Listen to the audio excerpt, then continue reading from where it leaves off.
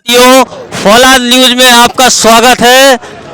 जमुनी मैदान क्षत्रिय समाज का आगाज अभी भी बरकरार है। 8 तारीख से स्टार्ट हुआ था। तो बात करवाते हैं आपकी जीवन सिंह सेरा जी से। और मैं सबको बता दूं, 1 मिनट सुन लो, आप लोग सुनो 1 मिनट। 5 तारीख को एक समागम हुआ था। मामा सेटिंग वाली सरकार है। कौन सी सरकार है? मामा कौन सी सरकार है? 5 तारीख को समागम कहाँ हुआ था? सीएम हाउस में हुआ था कि यहाँ हुआ था? सेटिंग फेल कर ली सेना ने।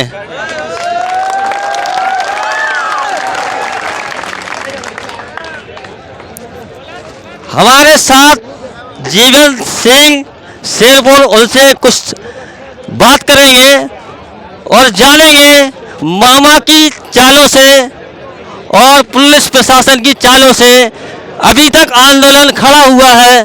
क्योंकि आपने मध्य प्रदेश में बहुत सारे आंदोलन देखे होंगे, लेकिन कोई आंदोलन शाम 7 के बाद तक ये चलने नहीं देते। उनसे जानेंगे क्या है, कैसे यहाँ तक पहुँचे। सबसे पहले तो आपको फौलाद न्यूज का सल्यूट है। आप कैसे निकले? इतने दिन आंदोलन चला मामा, और मामा को पुलिस प्रशासन है, इतना नहीं चलने देते हैं। कैसे क्या किया? ये मैंने कुछ नहीं करा है, जनता के द्वारा चलाया गया आंदोलन है। जो जन आंदोलन ही नाम है इसका। जनता के द्वारा, जनता के लिए ही चलाया गया आंदोलन है। और जो जनता सच्चे मन से जो आंदोलन चलाती है, जो अपने खुद को स्वार्थ को त्याग के जो आंदोलन चलते हैं, उसको कोई रोक नहीं सकता। और ये सभी वर्गों के लिए, और सभी वर्ग इसमें जुड़ा हुआ है। तो जो सभी वर्गों की जो लड़ाई है वो लड़नी है और लड़ते रहेंगे। कुछ लोग भ्रांतियां फैला देते हैं, और मैं समझ चुका हूँ। आप जो 22 सूत्रों की मांग लेके चल रहे हैं हर वर्ग के लिए, इसमें महंगाई से लेके और जिसकी सैलरी कम है उसको लेके 30% जिसका होता है उसका सिलेक्शन हो जाता है, उसका 90 होता है उसका नहीं होता है, ऐसा कुछ है। इस पर क्या, और अन्य समाजों के लिए क्या बोलना चाहते हो? वो भी आपके साथ कंधा से कंधा मिला के चलें। हाँ बिल्कुल, सभी समाज हमारे साथ चल रहे हैं। हर समाज का व्यक्ति हमारे साथ जुड़ा हुआ है। हाँ, संख्या कम ज़्यादा हो सकती है, पर हर व्यक्ति हमारे साथ जुड़ा हुआ है। और हर व्यक्ति धीरे धीरे समझ रहा है कि हमारी जो बातें हैं वो राष्ट्रहित की बातें और राष्ट्रहित की बातें। मैं आपको बता दूँ, किसान है पूरे देश में, और किसानों की समस्या सबसे बड़ी समस्या है। सबसे बड़ी समस्या हमारे लिए घोड़ा रोज की समस्या है, जो हर प्रदेश में घोड़ा रोज कहीं ना कहीं किसानों की फसलें नष्ट कर रहा है। जब किसान अपनी फसल को लगाता है और उसको बड़ा करता है, और जब घोड़ा रोज उसमें घुस जाता है या उसकी पूरे दल के साथ यदि घोड़ा रोज उस खेत में घूम जाता है, तो पूरी फसल नष्ट हो जाती है। तो न तो उसको मुआवजा मिल पाता है, ना ही उस फसल को जो उसने खर्च किया है उसकी लागत निकल पाती है। हम ये चाहते हैं कि घोड़ा रोज की समस्या है उससे निजात मिले, और किसानों की फसलों के भाव जो उसकी लागत है, जो स्वामीनाथन कमेटी ने जो एक रिपोर्ट पेश करी थी 1+4 की, कि एक व्यक्ति घर में कमाने वाला होता है किसान, और उसके घर में 4 लोगों की उसके ऊपर और जवाबदारी होती है। उसको ध्यान में रखते हुए किसानों की फसलों के भाव तय हो, ताकि वो अपने बच्चों का लालन पोषण कर सके, अपने बच्चों को अच्छे स्कूलों में पढ़ा सके, और उनकी मेडिकल सुविधाओं का भी ध्यान रख सके। इसलिए हम चाहते हैं कि स्वामीनाथन कमेटी के आधार पर किसानों की फसलों के भाव तय हो, और जो किसानों के संसाधन हैं, ट्रैक्टर हुआ, प्लव हुआ, पंजा हुआ, थ्रेशर हुआ, इनके ऊपर से GST हटाया जाए, ताकि उस व्यक्ति को, उस किसान को कुछ न कुछ फ़ायदा हो सके। क्योंकि किसान को कोई भी कृषि यंत्र यदि वो खरीदता है तो 18% GST देना पड़ता है। जैसे 1 लाख का कोई साधन खरीद रहा है तो 18% 18,000 रुपये होता है।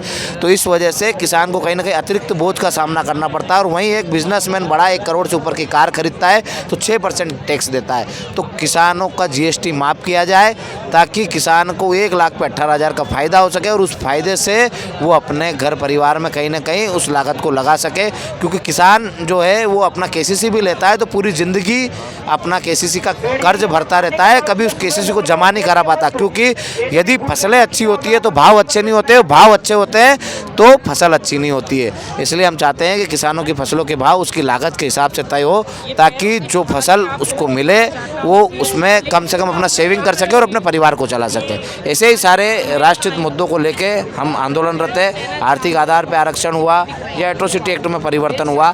आज देश की 72% जनता एट्रोसिटी एक्ट से प्रताड़ित है। एट्रोसिटी एक्ट इस देश की 72% जनता पर लगता है और हम ये नहीं चाहते कि एट्रोसिटी एक्ट खत्म करो, हम ये चाहते हैं कि एट्रोसिटी एक्ट में परिवर्तन हो, उसमें जांच की व्यवस्था दी जाए। सुप्रीम कोर्ट ने भी आदेश करा था कि इसमें पहले जांच हो फिर गिरफ्तारी हो, पर सरकारों ने एक अध्यादेश लाकर उसको परिवर्तन कर दिया और कह दिया कि जांच की आवश्यकता नहीं है। जनरल ओबीसी को आज एक आतंकवादी से भी बुरी नज़र से सरकार देख रही है और उनके ऊपर मुकदमा होता है तो उनको जांच नहीं होती। हम चाहते हैं कि जनरल ओबीसी के बारे में सोचा जाए और उसमें जांच की व्यवस्था की जाए और जैसे ST/SC एक्ट बना है वैसे हमारे मौलिक अधिकारों को ध्यान में रखते हुए हमारा को भी एक समानता का अधिकार है, उस समानता के अधिकार को ध्यान में रखते हुए जनरल ओबीसी एक्ट बनाया जाए ताकि कोई व्यक्ति हमारे लोगों पे भी प्रताड़नाएं करे या झूठी FIR करे तो उसके ऊपर FIR हो सके और उसको भी सज़ा मिल सके जैसी हमको मिलती है।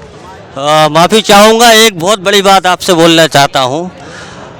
आज आपका स्टेटस हर एक मोबाइल पे छाया हुआ है,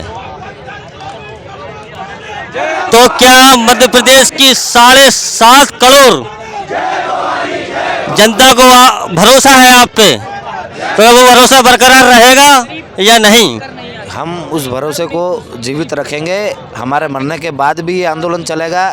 आमरण अनशन पर जरूर है और 4 दिन हो गए हमको अन्य तागे हुए। खाली पानी पे हम 5 लोग चल रहे हैं, उसके बाद 5 लोगों की नई कमेटी बन चुकी है कि हमारे बाद अब आंदोलन में कौन शामिल होगा और उसकी रूपरेखा क्या रहेगी। हमने सबसे निवेदन भी कराया कि हमारी मृत्यु के बाद भी ये आंदोलन लोकतांत्रिक तरीके से चलेगा और शांतिपूर्ण तरीके से चलेगा। हम पूरी प्लानिंग के साथ बैठे हैं कि हमारे मरने के बाद भी आंदोलन खत्म नहीं होना चाहिए और इसका जवाब आपको जल्दी मिल जाएगा क्योंकि हमको 4 दिन हो गए, ज़्यादा से ज़्यादा 8-10 दिन और बैठ जाएंगे, उसमें आपको पता चल जाएगा कि हम उनका भरोसा कायम रख पाएंगे कि नहीं रख पाएंगे। हम या तो बातें पूरी कराएंगे या अपने प्राणों को त्याग जाएंगे। ऊपर करो, ऊपर। आदरणीय मामा जी, आपसे बोलना चाहता हूँ कि यहाँ कोई सेटिंग नहीं चलेगी। सेटिंग का मामला यहाँ खत्म है। यहाँ मांगे पूरी आपको माननी होगी और ये एक वर्ग की मांग नहीं है, जिस अगड़ा पिछड़ा SC ST सबकी मांगे हैं यहाँ पर। सही है ना सर? जी बिल्कुल, सबकी मांगे हैं और सब वर्ग साथ में। जनरल ओबीसी, ST/SC, आप पाटीदार समाज के अध्यक्ष हैं ओम जी पाटीदार, आप भी इस आंदोलन से आपने इसको समर्थन दिया है क्योंकि इसमें किसानों की मांगे हैं, इनके भी हक अधिकारों की लड़ाई सब मिलकर लड़ रहे हैं हम। कोई समाजवाद नहीं है यहाँ हर व्यक्ति, हर जाति का व्यक्ति साथ में।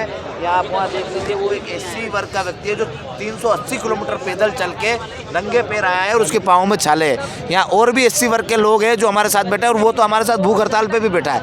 ऐसे ही सारे समाज के लोग हमारे साथ जुड़े हुए हैं, चाहे जनरल हो, OBC हो, ST/SC हो, सारे लोग हमारे साथ आंदोलन में जुड़े और इस आंदोलन में जो हमारी 22 सूत्री मांगे उनको लेकर आंदोलनरत है। स्टार्ट करना।